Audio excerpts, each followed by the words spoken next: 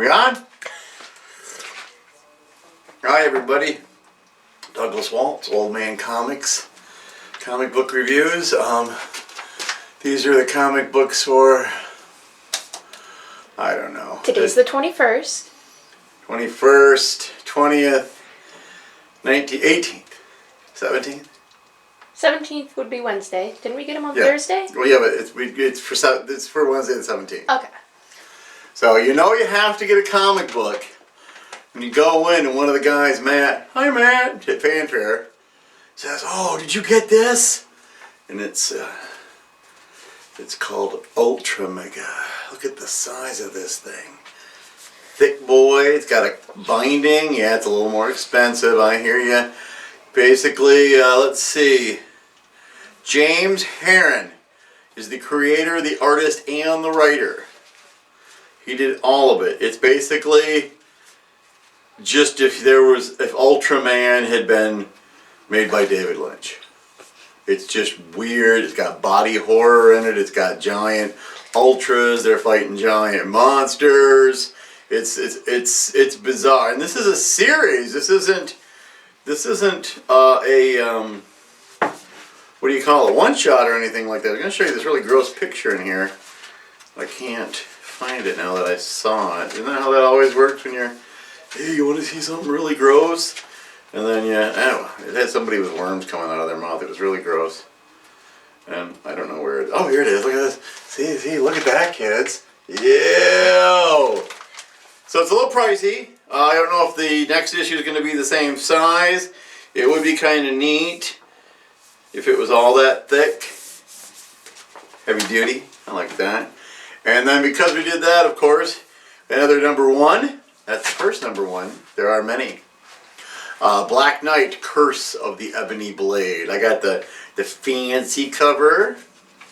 And this is actually pretty good. They do a good job with the Black Knight. Let me see if I can find out where they're hiding everybody's names and things. Because this one I seem to remember we got like halfway through the book before they gave us the good. Here we go.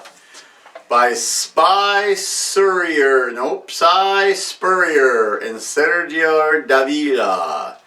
Inker is Sean Parsons. So I assume that one of these fellows did the pencils. So it's about just how the Ebony Blade messes up Dane Whitman. It is Dane Whitman. I like that.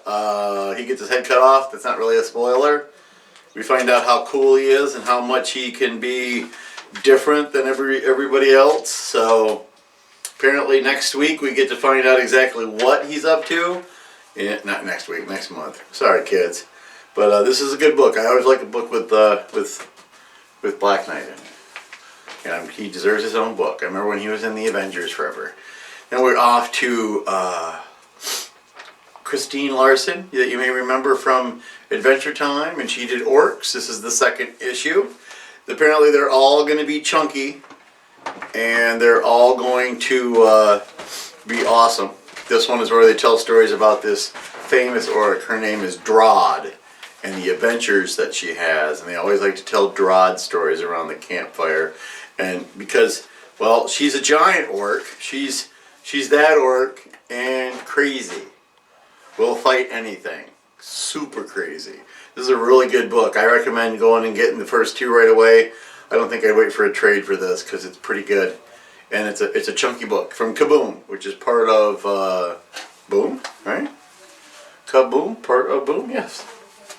We're almost done with this fella, Taskmaster. See, Taskmaster has to go and get to 3 people and get their kinesic signature, kids. This is the way that I move. So if he watches them and keeps an eye on them for like 10 seconds, he has their kinesic signature. He needs those to find out who killed Maria Hill before Black Widow, who's been hunting him this entire time, just straight up tries to murder him. She has had enough of Taskmaster and is going to murder his entire face. So there you go. Meanwhile, back in Invaders Zim Quarterly, yay! These are nice because they go a little bit thicker. I think it's like a 40-pager, like Orcs. all glossier paper, of course. This is neat because it was Zim who's figured out that none of his plans work. So he's going to go into a deprivation chamber to be alone with his thoughts, which turns his brain to pudding. But there's a plan when he comes out, and he can't figure out who did the plan until he figures out that it was him who then erased his own memory so he wouldn't mess up his plan. And it gets literally more complicated from there. And Gur has a batch of bad bananas. They start off good at the beginning, and then they just turn black by the end of the thing. You haven't been picking up Zim? What's wrong with you? Go get this. You guys. And here we are. More Ultraman. Before it was Rise of Ultraman, Trials of Ultraman. Whenever you can, kids, get the photo cover. These aren't, crystal clear pictures or anything like that, but what do you expect from an old TV show? So we got two different things in here. We got the main story, which is written by Kyle Higgins and Matt Groom, with art by Eduardo Ferragato. And then there's a thing called Kaiju Steps, which is writers Kyle Higgins and Matt Groom, again, but this time the artist is Gurihuri.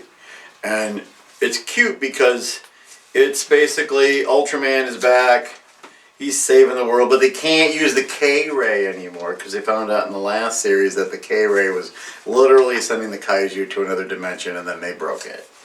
So now they have to figure a better way to deal with the Kaiju. And as far as the Kaiju steps, it's one page little funnies. This one has a little flower creature with whose name is Pigmon. And then they tell another story. Something else is going on that looks like it's based in the Kaiju world that we've been sending Kaiju to. And then we get another Kaiju steps, with Pigmon. So it's cute. You get to have little tiny steps, and then next issue is more stuff. He's figuring out that he can only be Ultraman for short periods of time, and those might not be replenishable. So they're this is how long it takes for you to do this. Don't mess it up. So, finally, Iron Fist, Heart of the Dragon. Isn't that a pretty cover? Isn't that pretty? Yeah. This is good. It's Larry Hama, writer. Dave Wachter is the artist. It's good art. I like it. The idea that they have to save all of the dragons. He's got Luke with him, and his one little one there who's Pei.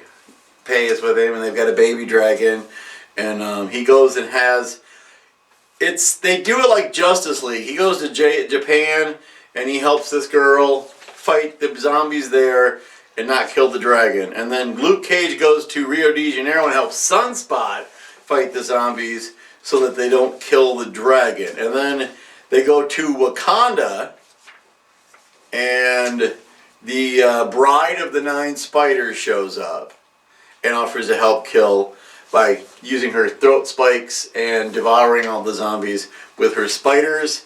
And then this monster shows up with a big giant hook and a dead horse, and he actually manages to whack that particular dragon. So, and now they have to fight. They have to go to the Heart of Heaven to help with the very last dragon. And unfortunately, that one is bleeding to death. So they have to figure out how to fix it. They got 2 issues to pull it off. So this was a lot of comic books, wasn't it? Mm-hmm. All right. So there you go. There's your comic books. Go to your local comic book store.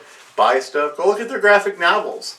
Fanfare has 40% off of a lot of their graphic novels. 40% will take the bite out of a giant tome that's $100. It's this big. If you knock $40 off, if it's only $60, that's not so bad. So, all right. Next week, I think I got 5. We'll find out. You'll know next week. So, Sophie, Fiona, it was good to see you today. I got you Adventure Time comic books, didn't I? Yeah, those were at 40% off I was talking about. I got you Adventure Time comic books, so read your comic books like good little granddaughters for me. Grandpa loves you, and I will see you guys soon. And the rest of you, I will see you next Sunday. Goodbye.